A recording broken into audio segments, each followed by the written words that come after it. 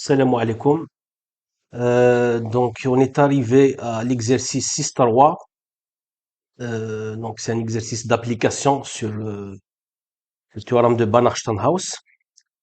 Et cet exercice, en fait, généralise les résultats de l'exercice d'avant, l'exercice 6-2. Bon, je vais lire l'énoncé. Soit E un espace de Banach et Fn une suite de formes linéaires continues sur E. Première question, montrez l'équivalence des deux propriétés suivantes. La première propriété, P1, pour toute suite xn, xn de E qui converge vers 0, la suite somme de fn xn converge dans K. Alors K, ça, c'est le corps considéré, donc ça va être toujours R ou C. Mais pour fixer les idées, on va le prendre égal à C. En fait, tout ce qui se fait sur C se fait plus facilement sur R. Donc, en fait, ici, vous avez la suite fn, la somme fnxn, n égale à 1 infini, est une série complexe. Voilà, donc pour toute suite de E qui converge vers 0, la série complexe, somme de fnxn, n égale à 1 infini, converge donc dans C. La deuxième propriété, la série somme de fn, n égale à 1 infini, donc, est normalement convergente dont E'. E', c'est le dual topologique de E, c'est-à-dire l'espace des formes linéaires continues sur E. Bon, là, on vous donne une indication. Alors, vous avez P2 implique P1 est évident. P2 implique P1, vous avez normalement convergente. Si vous utilisez le fait que la série est normalement convergente, vous obtenez rapidement, par une majoration usuelle, donc le résultat de P1. Donc P2 implique P1, c'est tous les étudiants de l'école qui peuvent le faire. Je vais pas le faire.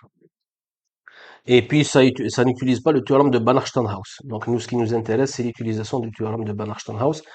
Et donc c'est P1 implique P2 qui nous intéresse.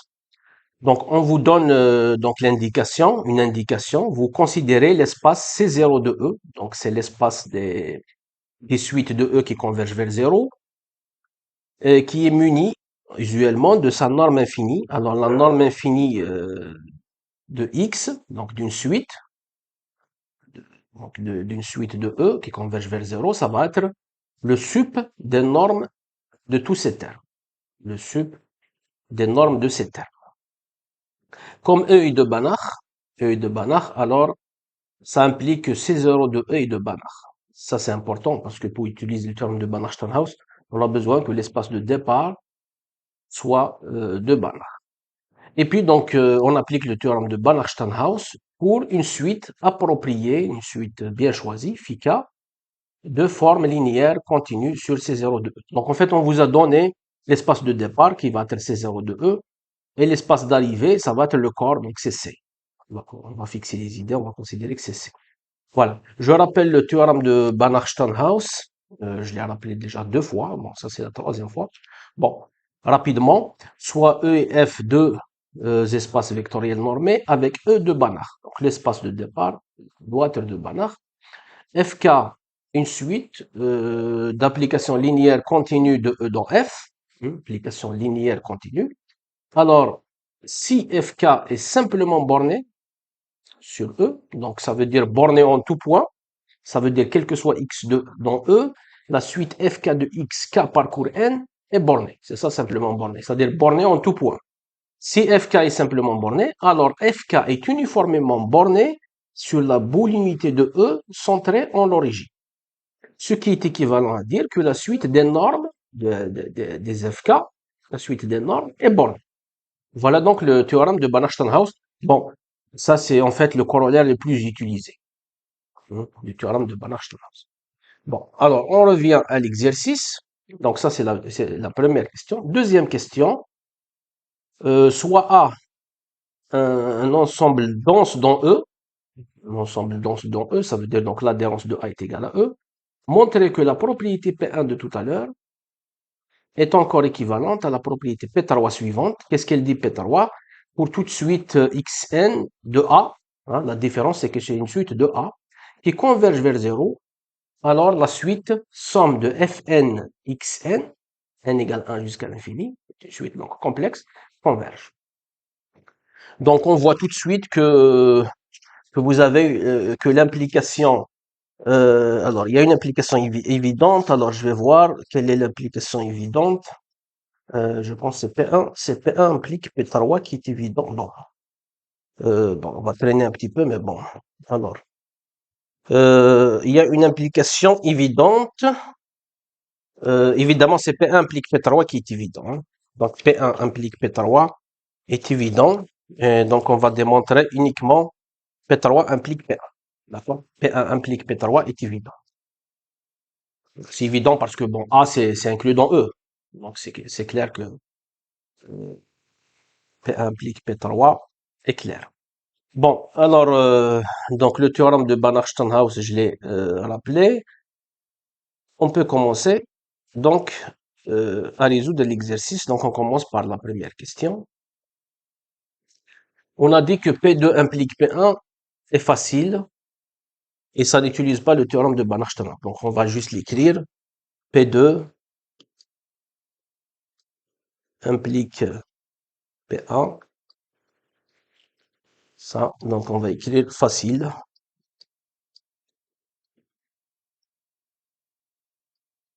et n'utilise pas le théorème de Banach-Steinhaus.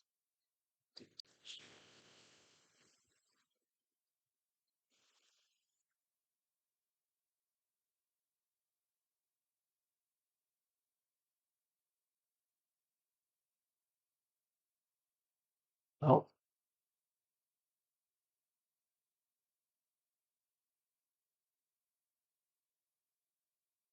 voilà pour donc vous pouvez essayer de le faire, c'est très facile.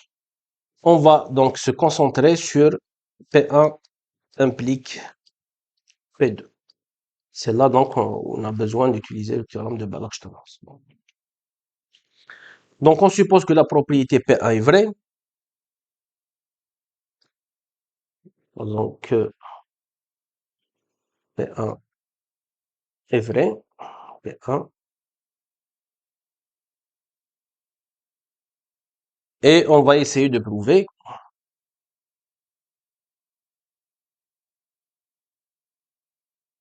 On va essayer de prouver la propriété P2. Alors, donc on suit l'indication. P1, c'est quoi? Ça veut dire toute suite de E qui converge vers 0. La série somme de fnxn, la série complexe, somme de fnxn, n égale 1 à l'infini, converge.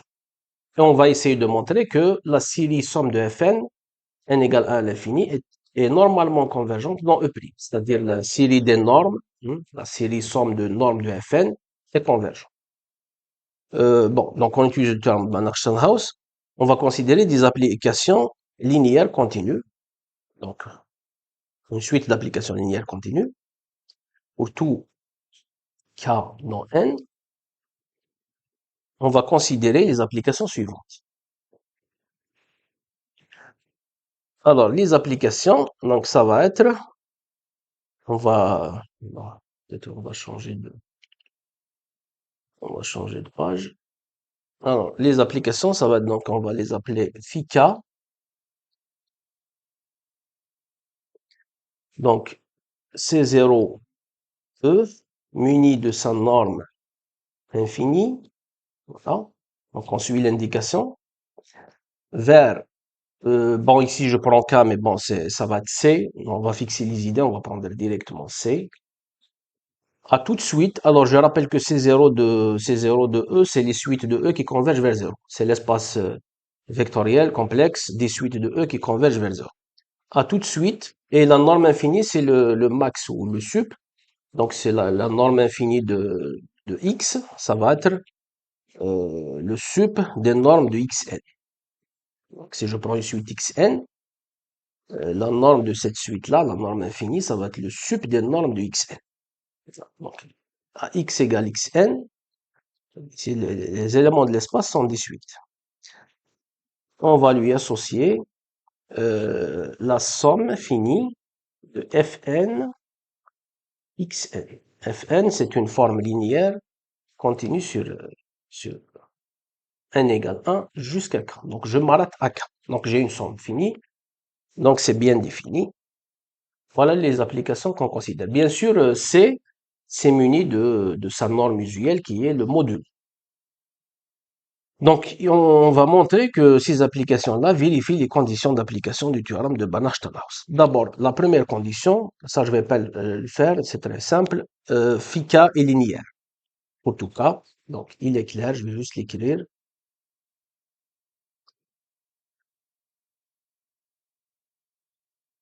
Je vais juste l'écrire,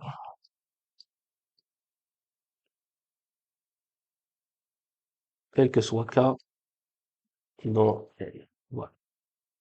Ces applications sont toutes linéaires. Deuxième point, ça c'est important, la continuité. Donc, pour tout cas, phi k est continu. Il faut avoir des applications linéaires continues.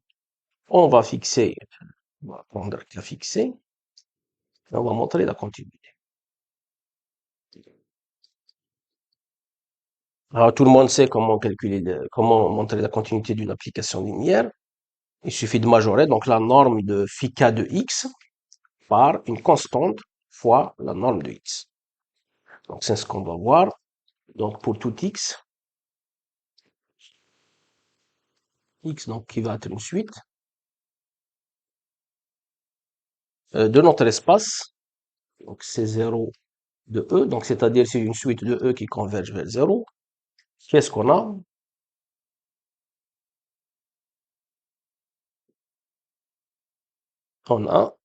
On va faire les calculs. Donc, phi k de x.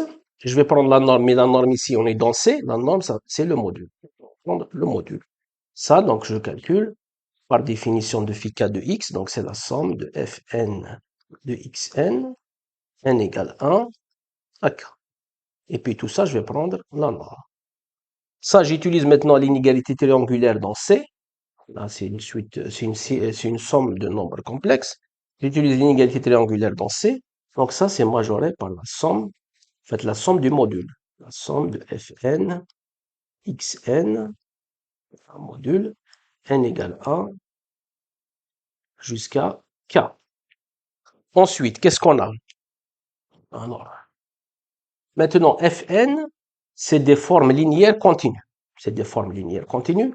Donc, ce module-là, c'est majoré par la norme de fn, norme de fn, si en tant que forme linéaire continue. Donc là, on est en fait dans E', c'est la norme de E', fois la norme de xn. Xn, c'est la norme de E qu'on utilise, bien sûr.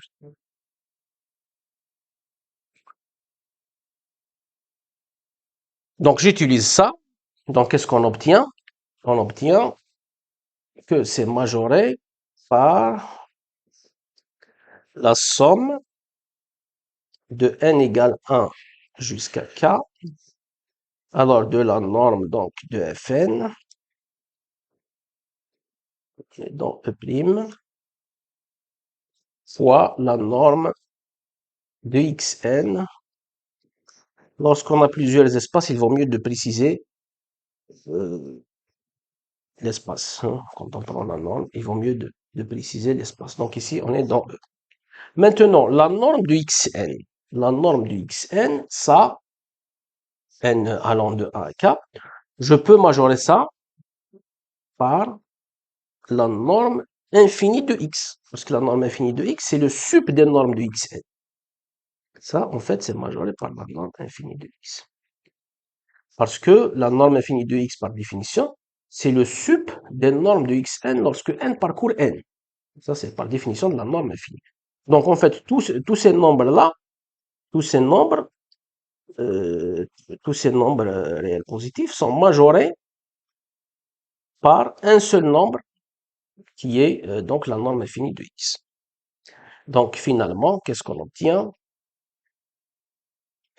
On obtient que tout ça, c'est majoré, alors par, donc majoré par, donc la norme infinie de x va sortir, donc on aura la somme de n égale 1, de n égale 1 jusqu'à k, norme de fn, voilà, tout ça par la norme infinie de x. Voilà. Et donc, on a accompli notre travail parce qu'on a dit il fallait majorer donc la norme, bien le module de phi k de x par une constante fois la norme infinie de x. Et donc la constante, c'est ce que vous voyez ici. Donc c'est la somme des normes de fn, n égale 1 jusqu'à k. Et donc ça, en fait, ça montre la continuité. On va écrire ça. Voilà. Ça, donc, ça montre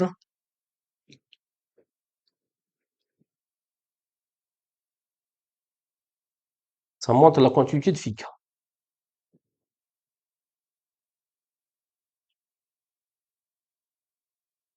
Ça montre la continuité de phi k pour tout k. Et que ça montre aussi une autre chose, c'est que la norme de phi k, en tant qu'application linéaire continue, donc la norme de phi k,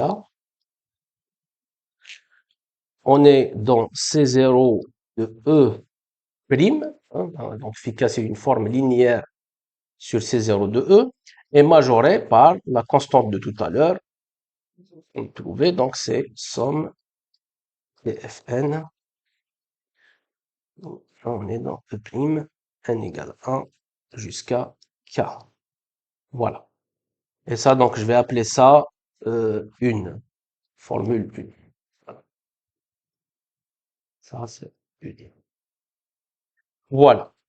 Bon, la conclusion du théorème de Banach-Steinhaus, en fait, utilise ces normes-là.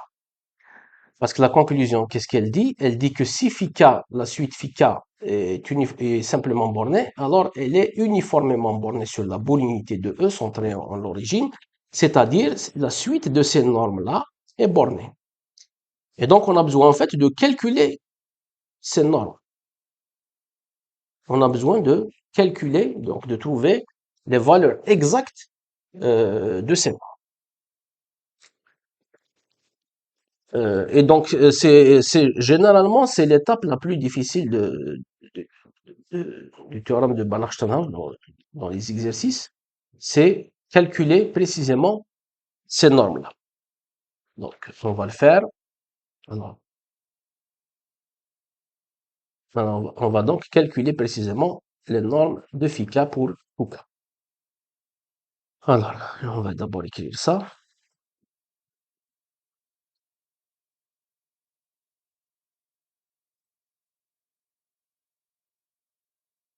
En fait, on va montrer que cette inégalité-là est une égalité. On va montrer qu'ici, on a en fait égalité. Là, on a égalité. C'est l'étape, j'ai dit que c'est l'étape la plus difficile en général. Donc, on va montrer que l'inégalité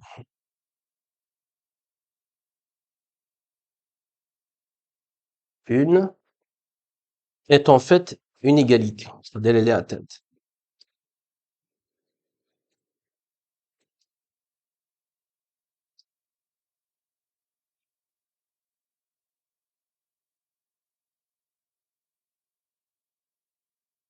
Alors, si on regarde l'exercice d'avant, bon, l'exercice d'avant est plus simple. Bon, je vais revenir tout à l'heure pour donner le lien, peut-être. Mais bon, l'idée naturelle qui nous vient à l'esprit ici, d'ailleurs, c'est l'idée qui vient à l'esprit de pratiquement tous les étudiants, c'est de considérer une suite maximisante. Une suite maximisante, c'est-à-dire une suite, on va par exemple l'appeler x, on va l'appeler par exemple xi. Bon, je vais expliquer l'idée. C'est de considérer une suite xi, par exemple, de E, donc non, de C0 de E, donc une suite de C0 de E, de sorte que la norme de phi k de xi va être suffisamment proche. Donc ici, on est dans, alors, donc on est dans, en fait, là c'est le module. C'est, hum, On va effacer ça. Ça, en fait, c'est le module, hein. De sorte que ça soit suffisamment proche, hein, suffisamment proche de, de la norme de Fick en tant que application linéaire continue. Voilà. Donc, ce qu'on appelle donc une suite maximisante. Donc, je choisis une suite de normes 1, bien sûr, une suite de C0 de E avec la norme A ou inférieure ou égale à 1, que norme inférieure ou égale à 1 ou bien égale à 1, de sorte que ça soit suffisamment proche, c'est-à-dire assez proche, c'est-à-dire que la distance est, est majorée par un epsilon fixé préalablement. Voilà, donc ça c'est l'idée naturelle. Bon, mais en fait, ça c'est faisable, hein. Quand on fait les calculs, on s'aperçoit que ça marche bien. Sauf que je voulais pas compliquer les choses parce qu'on aura ici en fait une suite de suites, parce que le xi c'est un élément de C0 de E, et donc c'est lui-même une suite. Donc ça va être une suite à double indice. Et puis on va traîner avec nous les epsilon, etc. Donc j'évite cette méthode-là pour donner une autre méthode meilleure. Meilleure mais assez ingénieuse. En fait, celle-là, c'est l'idée naturelle, mais il y a une autre façon de faire ça ingénieusement pour éviter suite double indice, etc. Je vais effacer tout ça. Je vais effacer tout ça. Et on va donner donc cette méthode-là.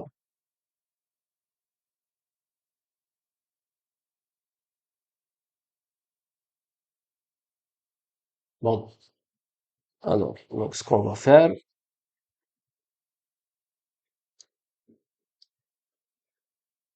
bon, je vais fixer K. Donc mon but maintenant, c'est de calculer les normes de phi K. Donc c'est de calculer les valeurs exactes de ces normes. Et en fait, de montrer que c'est exactement ça. Je vais montrer l'égalité ici. Alors, ce que je vais faire, bon, je vais fixer K.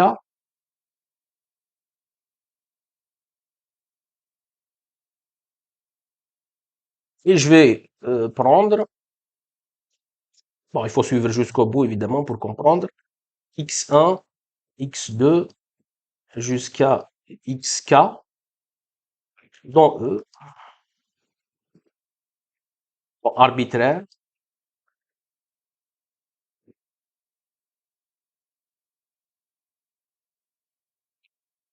Et puis je vais définir une suite de nombres complexes comme suit. Tout n dans l'ensemble 1, 2 jusqu'à k. Je vais définir,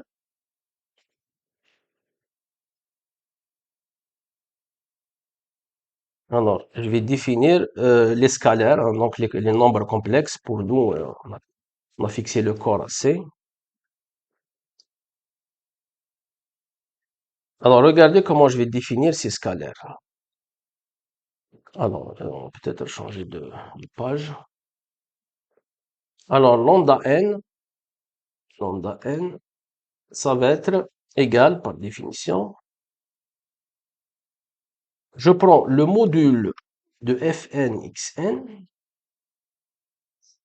non, pas le module, le conjugué du nombre complexe fn xn, je divise sur le module de fn xn.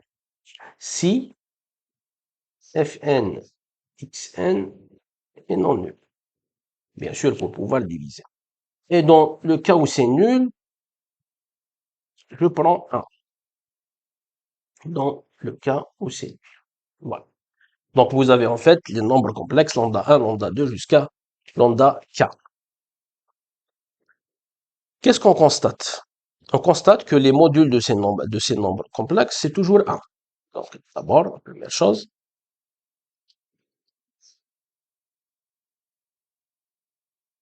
il est clair que pour tout n de 1, 2 jusqu'à k, on a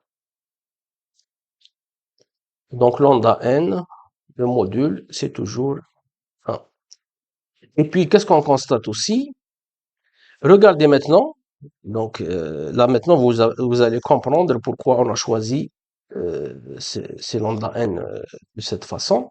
Si je calcule fn de lambda n xn, comme fn est une application linéaire, donc le lambda n, il va sortir.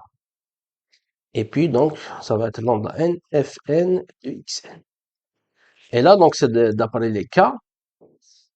Qu'est-ce qui va se passer si je prends, si je suis dans le cas où fn de xn est non nul? Si fn de xn est non nul, alors mon lambda n, ce nombre complexe lambda n, est exactement égal à ça. Donc vous multipliez ce nombre complexe par fn du xn. Donc vous aurez fn du xn par le conjugué de fn du xn, ça c'est le module au carré, divisé par le module, et donc vous aurez le module. Donc ici en fait on aura le module de fn xn dans ce cas. Et dans le cas contraire, c'est-à-dire si fn xn égale 0, dans le cas contraire, et ben dans ce cas-là, qu'est-ce qui va se passer? Votre lambda n, ça va être égal à 1. Et donc vous aurez 1 fois fn du xn, mais fn du xn, c'est 0. Donc vous aurez dans ce cas-là 0. Et on constate alors que dans tous les cas, vous avez fn de xn en module. C'est-à-dire que cette formule-là, qui est valable dans le premier cas, elle est valable aussi dans le deuxième cas. Donc, dans tous les cas, vous avez ça. Donc, vous avez toujours cette formule, fn de lambda n xn, vous avez toujours cette formule, fn de lambda n xn est égal à module de fn de x. Regardez maintenant si je calcule,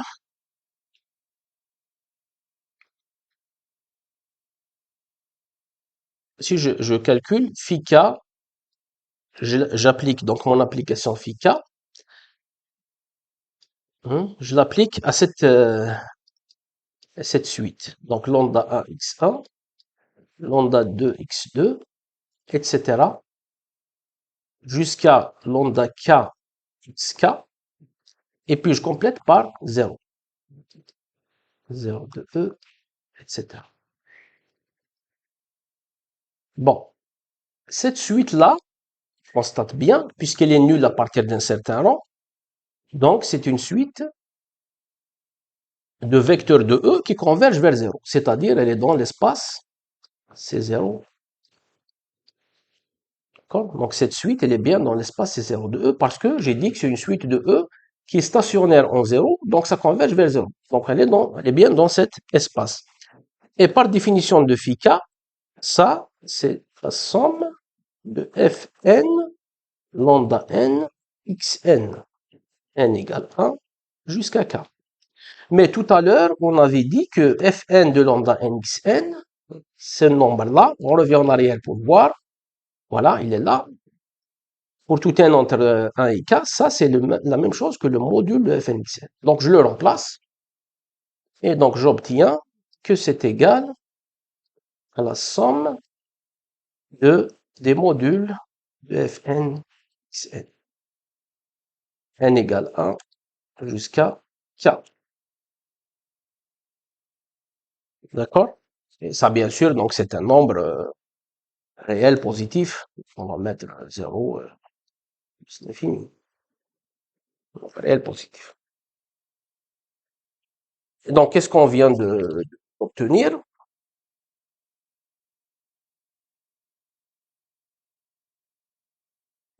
Attendez. Donc voilà, on a ça.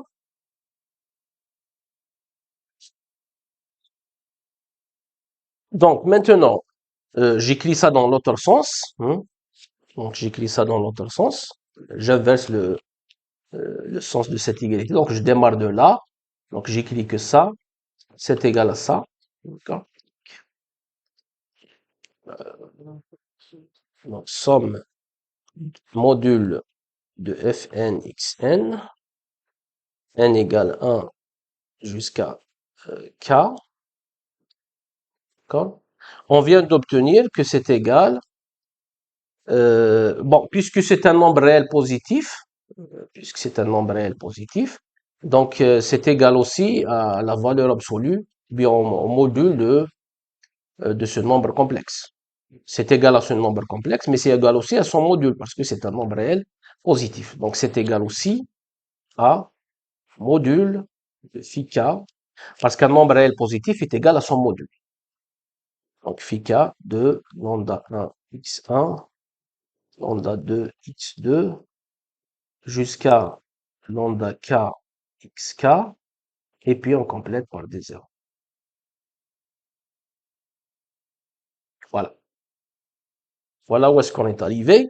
Maintenant, j'utilise l'inégalité connue sur les applications linéaires continues. Donc ça, c'est majoré par la norme de phi k. Donc là, on est dans C0 de E prime fois la norme infinie de cette suite. Donc lambda 1 x1, lambda 2 x2, lambda k xk, et puis 0, 0, etc. Ça, c'est norme infinie. Voilà. Bon. Donc, la norme infinie, on avait dit que c'est le sup des normes, des termes de la suite. Donc, c'est le sup des normes de tous les termes de la suite. Donc, en fait, ici, puisque les termes sont nuls à partir de rang k plus 1, donc on va prendre uniquement les termes de rang 1 jusqu'à k. Et puis, les normes ici, ça va être le module de lambda i fois la norme du xi. Mais le module de lambda i, c'est 1. On a vu que les nombres complexes introduits, lambda n, ils sont tous de norme égale à 1. Donc, en fait, ici, ce qui va rester, donc ça, c'est égal. Donc, c'est égal à norme de phi k. On est dans C0 de E prime fois le max des normes de xn. J'ai dit parce que le module de lambda n, c'est égal à 1 pour tout n. Donc ici, ce qui va rester, c'est ça. Ici, c'est la norme de E, bien sûr. Hein. Donc n entre 1 et k. Ici, c'est la norme de E. Bon, je vais préciser ça. Donc, on récapitule. Donc, qu'est-ce qu'on a obtenu? Qu'est-ce qu'on a obtenu? On a obtenu que la somme des fn, alors module de fn xn, n égale 1 jusqu'à k, on a obtenu que c'est majoré par la norme de phi k, d'accord? Donc, c'est 0 de E prime fois le max des xn, n entre 1 et k. Voilà. Et puis maintenant, on va prendre le suprêmum des deux côtés. Le suprêmum pour les normes de xi inférieures ou égales à 1. Bon, je vais y préciser en prenant le suprêmum des deux côtés, des deux membres de cette dernière inégalité.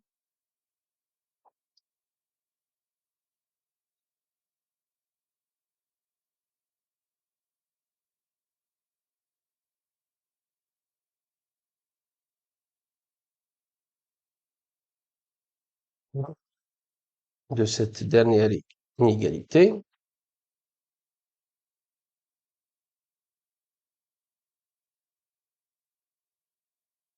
Le supplément pour les normes des xi, donc norme de x1 inférieur ou égal à 1, inférieur ou égal à 1, norme de x2 inférieur ou égal à 1, etc. Bon. Jusqu'à norme de xk inférieur ou égal à 1. Puisque ça, c'est vrai pour tout x1, x2, xk dans E. Donc, je peux prendre dans les deux membres les suppléments Donc, j'obtiens donc le supplément de cette quantité-là est inférieur ou égal au supplément de cette quantité lorsque x1, x2, xk parcourent tous la boule unité centrée en l'origine. Alors, qu'est-ce qu'on obtient si je fais ça?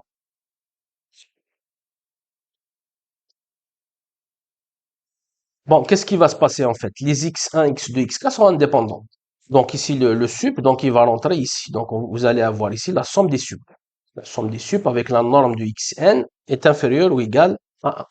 Donc vous allez avoir ici, donc comme les xi sont indépendants, x1, x2, xk, donc le sup, il va rentrer à l'intérieur et vous allez obtenir la somme de n égale 1 jusqu'à k sup du module de fn xn avec xn au module inférieur ou égal avec xn en norme inférieur ou égal à 1. En fait, ce qu'on va obtenir, ça va être, somme du sup de fn xn, voilà, xn en module inférieur ou égal à 1. Voilà ce qu'on obtient. N égale à 1 jusqu'à k. Inférieur ou égal, et là c'est clair que le sup, bon ici ça va, en fait ici vous aurez 1, ici, donc tout ça, ça devient 1, et puis donc on obtient juste la norme de phi k, qu'on obtient majoré par la norme de phi k. Donc c'est 0 limite. Mais par définition, ce sup-là, ce n'est rien d'autre que la norme de Fn. Ce sup-là, ce n'est rien d'autre que la norme de Fn en tant que forme linéaire continue. Donc on obtient, donc c'est-à-dire, donc ce qu'on va obtenir, donc la somme des normes de Fn, donc ici on est dans E', n égale 1 jusqu'à k, c'est majoré par la norme de phi k en tant qu'élément C0E'. Et ça, bon, ça on va appeler 2. C'est l'inégalité, dans l'autre sens. Donc tout à l'heure, on a obtenu donc 1. Donc si on revient en arrière, l'inégalité 1, c'est l'inégalité dans l'autre sens. Donc on a les deux inégalités. On a phi k en norme qui est majorée par cette somme-là, et puis cette somme-là qui est majorée par phi k, donc on a égalité. Donc 1 et 2, donc 1 et 2,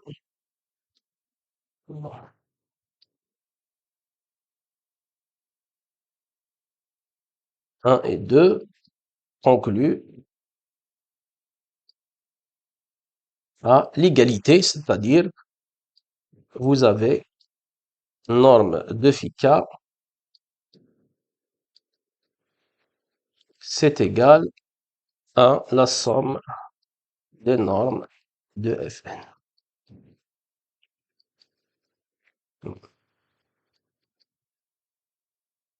Donc vous avez ça. Ça c'est très important parce que la conclusion du théorème de Banach-Steinhaus nous parle donc de ces normes-là. Donc la conclusion se porte sur ces normes-là. Donc il faut vraiment les calculer. Maintenant, qu'est-ce qui reste à montrer? Il reste à montrer une dernière chose, c'est le fait que la suite phi k, cette suite d'applications linéaires continues, est simplement bornée. Alors, simplement bornée sur l'espace considéré. Donc, on va faire ça.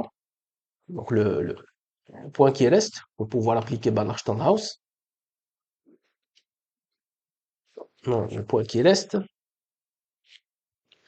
c'est la suite phi k est simplement bornée. Alors, pourquoi est simplement bornée? Ça, c'est très facile. Ça, en fait, c'est donné par l'hypothèse de l'exercice. Donc, pour tout x égale xn dans l'espace, hein, la série, qu'est-ce qu'il nous dit en fait, l'hypothèse P1, c'est l'hypothèse P1. Supposer que P1 est vrai. Qu'est-ce qu'elle dit P1? Elle dit que la série somme de Fn xn est convergente. Donc ça, c'est en fait l'hypothèse P1. Donc, bah, d'après l'hypothèse P1, on supposer que P1 est vrai. Qu'est-ce qu'elle dit P1? Elle dit que pour toute suite de E qui converge vers 0, cette série, somme de Fn xn, est convergente dans le corps. Donc ici, par l'hypothèse, ça converge.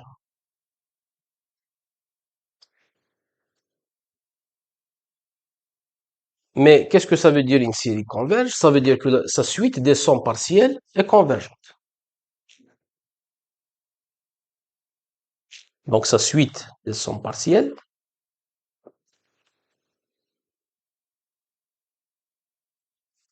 donc c'est-à-dire, donc c'est-à-dire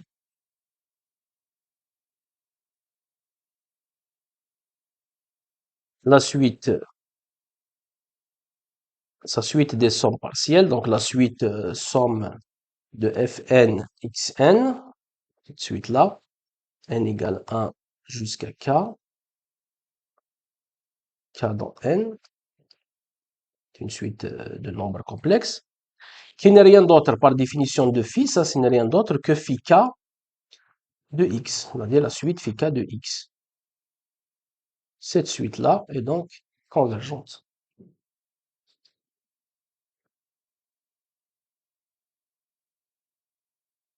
Et puisqu'elle est convergente, donc elle est bornée.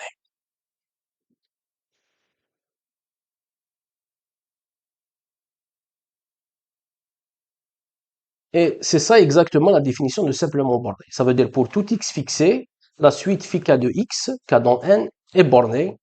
Et donc, c'est-à-dire que la suite phi k est simplement bornée.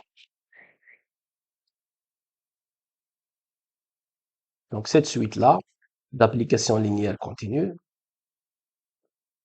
est simplement bornée.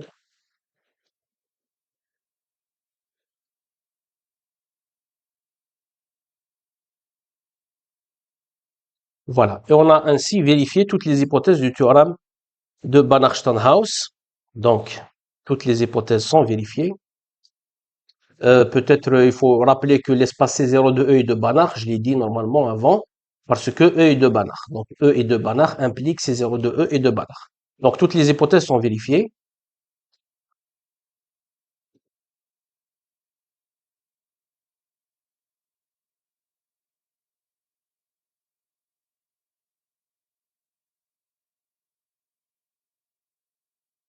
Toutes les hypothèses du théorème de Banach-Steinhaus sont satisfaites.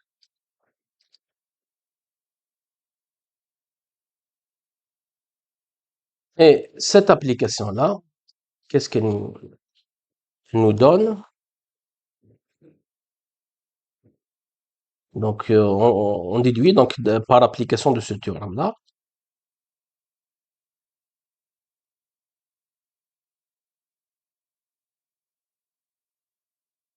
en appliquant le théorème de Banach-Steinhaus. Donc, c'est la suite de ces applications est donc uniformément bornée sur la bonne unité centrée en l'origine, c'est-à-dire que la suite des normes de phi k, donc la suite des normes de ces applications linéaires continues, est bornée. Donc la suite, donc en fait la suite norme de phi k, donc les normes, donc on est dans C0 de E', cette suite-là est bornée. Mais les normes de phi k, on les a calculées tout à l'heure, donc c'est la somme de Fn, des normes de Fn. Là, on est dans E'. Donc, en fait, cette somme-là, en fait, la suite de ces sommes, K dans N, est bornée. Mais bornée ici, vous avez une suite de nombres réels positifs. Vous avez une somme de nombres réels positifs. Donc, en fait, ça, c'est la somme partielle de la série des sommes de N égale 1 à l'infini. Ça, c'est la suite, la suite des sommes partielles de la série, donc de A, la série, donc quand vous sommez ici de 1 égale à l'infini, ça, c'est la suite des sommes partielles de cette série-là. Et puisqu'on est dans les séries à terme positif, donc ça revient à dire que la série est convergente. Ça implique,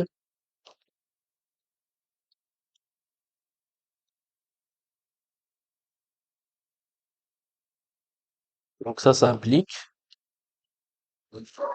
que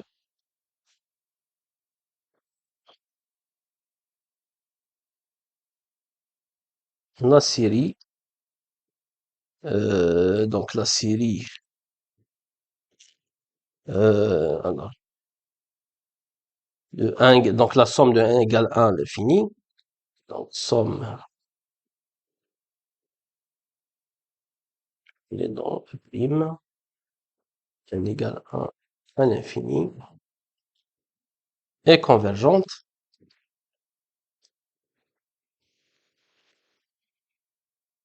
Et donc, c'est-à-dire que la série somme de Fn est normalement convergente.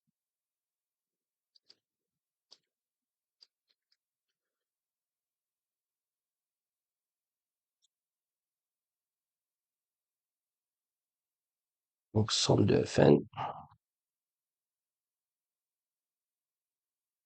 est convergente. Donc, ça, c'est une série, bien sûr, de E'. Normalement convergente, pardon. Donc, cette série-là, ça, c'est la série des normes.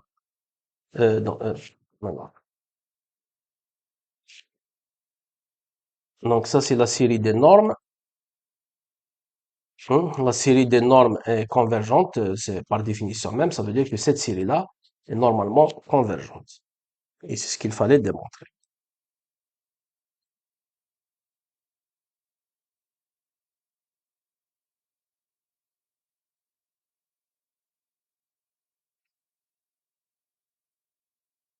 Voilà, donc là, on vient de terminer la démonstration du fait que P1, P1 implique P2.